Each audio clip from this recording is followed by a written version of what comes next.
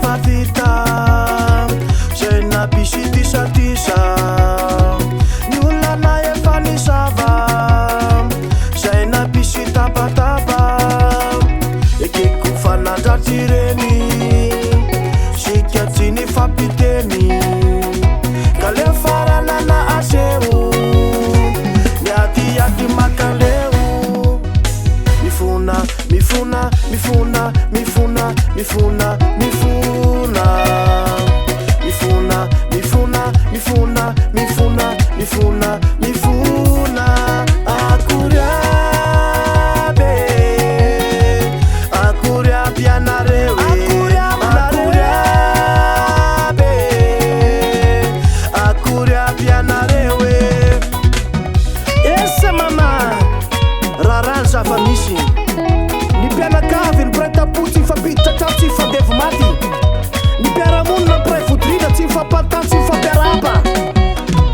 mandehany ny fotoana amambolana matona ka le faranana n'izay ny aty zay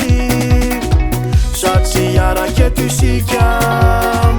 nefa tsy maintsy fandao tevelomba mandrapiona rehefa manina temiona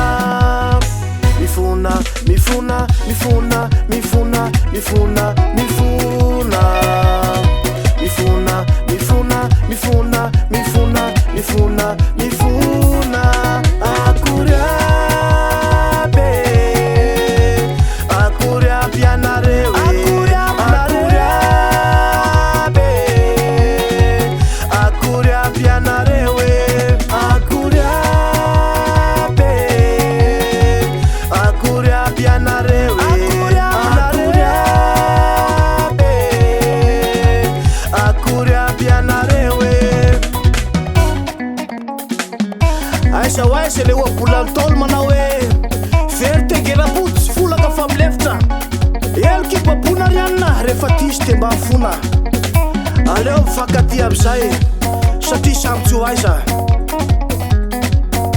sheria inona tonga za mba hifona aminao esy fonafona inona ndray matsapatena fa diso a diso tiatany de mifona e fa nadalitrano mary tsy mba misy adosono de maninona koa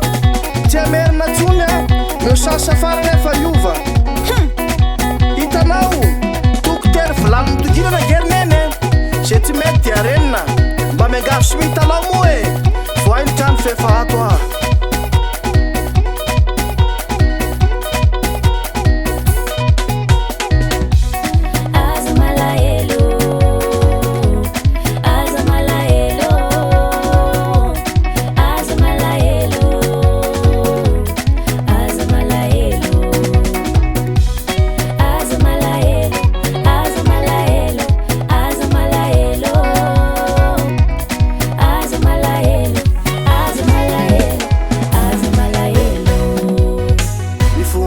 mifuna mifuna mifuna mifuna mifuna